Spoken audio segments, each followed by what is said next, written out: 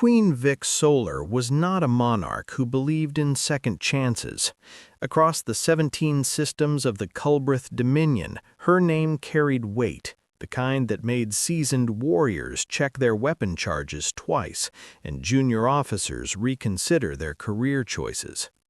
She had personally overseen the glassing of 4 rebellion worlds, turned 3 enemy fleets into expanding clouds of superheated plasma, and once made an example of her own cousin by having him ejected into a star, slowly.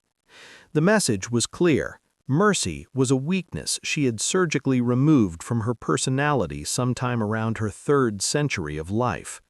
So when the reports came in about a human transport vessel limping through the Kessler Belt, damaged and venting atmosphere, Vex Solar saw an opportunity too delicious to ignore.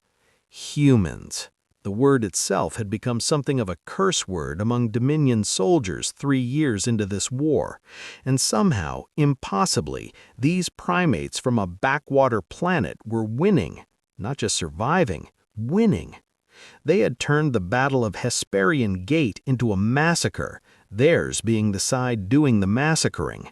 They had stolen a Dominion dreadnought, retrofitted it with their primitive weapons, and used it to destroy an entire supply chain. They fought with a recklessness that bordered on insanity, laughed in the face of overwhelming odds, and had this annoying habit of turning certain defeat into improbable victory. The Dominion High Command had started calling them the demon species. Vex Solar called them something significantly less flattering. The ambush was textbook perfect. 3 Dominion corvettes, the sleek predatory kind that humans had nicknamed Widowmakers, materialized from behind a cluster of asteroids. The human transport never stood a chance. Its shields collapsed under the first barrage, engines went dark on the second, and by the 3rd volley the crew was sending out distress signals that would reach exactly no one in time to matter. Vex Solar watched from her flagship, the Eternal Wrath, as her boarding teams breached the human vessel. The operation took 4 minutes. 4 minutes, and they had 1 survivor. 1 human pulled from the wreckage, unconscious but alive. The universe, it seemed, occasionally delivered gifts. When they brought the human to the interrogation chamber, Vex Solar was already waiting, seated in a chair specifically designed to make her look more imposing. At 8 feet tall, with chitinous armor plating that gleamed like polished obsidian, and forearms that could crush steel, she hardly needed the help, but intimidation was an art form, and she was a master. The human was strapped to a neural interface chair, the kind that could deliver pain in very precise, very creative ways. He was smaller than she expected, maybe 6 feet tall, with dark hair matted with blood and a uniform that had seen better days.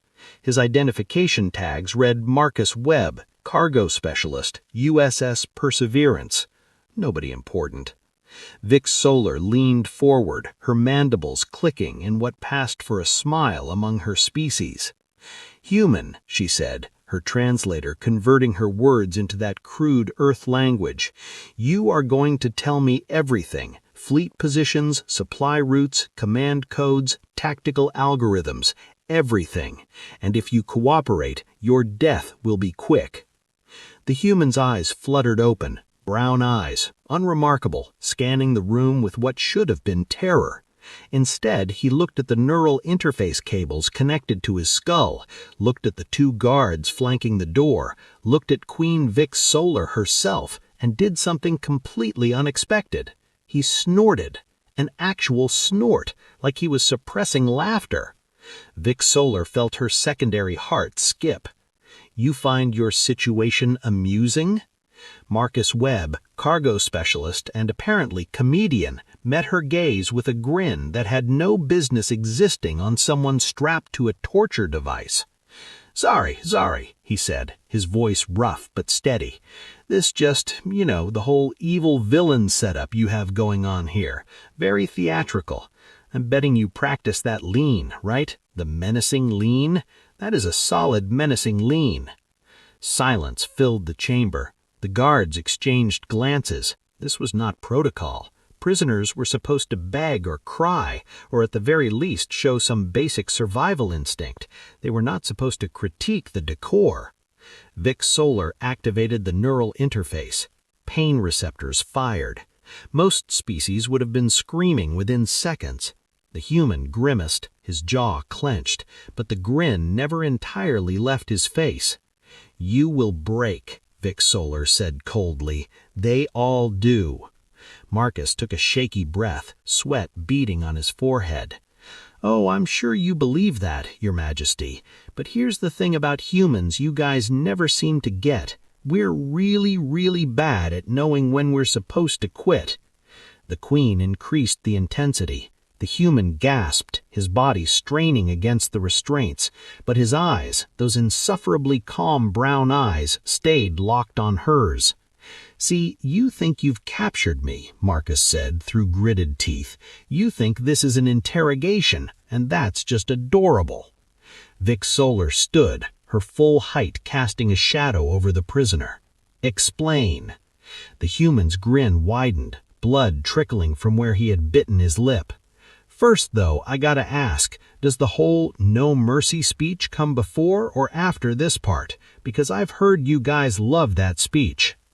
The throne room of the eternal wrath was designed to break spirits before words were exchanged. Vaulted ceilings stretched 40 feet high, covered in the battle standards of defeated enemies. The floor was polished neutronium, reflecting everything like a dark mirror, making visitors feel like they were suspended over an abyss.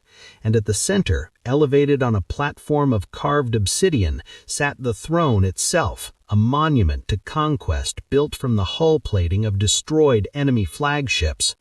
Queen Vex Solar occupied that throne now, all 8 feet and 4 arms of her draped in ceremonial armor that had seen actual combat.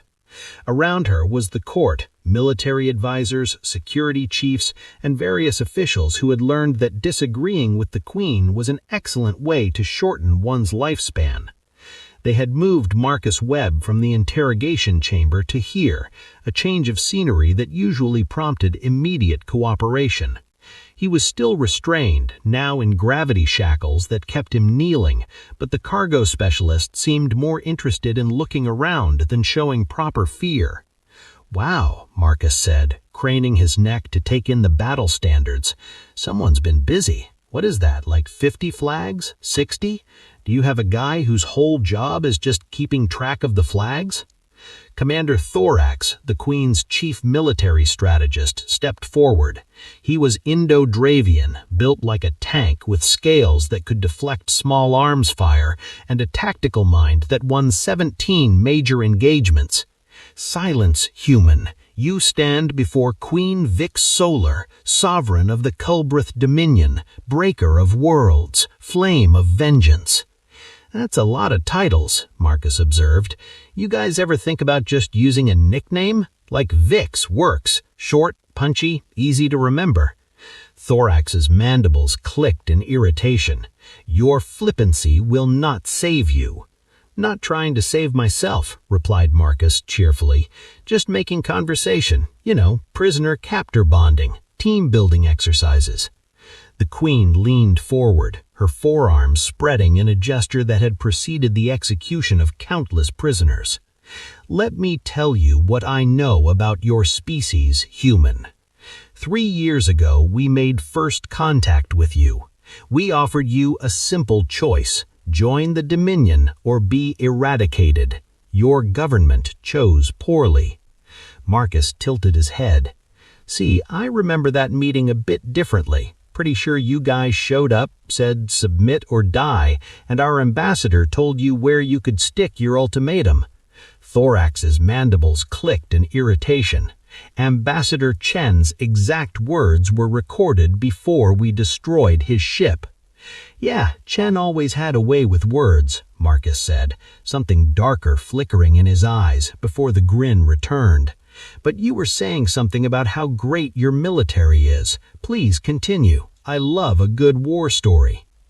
Vex Solar studied the human. She had interrogated hundreds of prisoners, had seen every flavor of defiance, but this was different. This was not bravado masking fear. This was genuine amusement.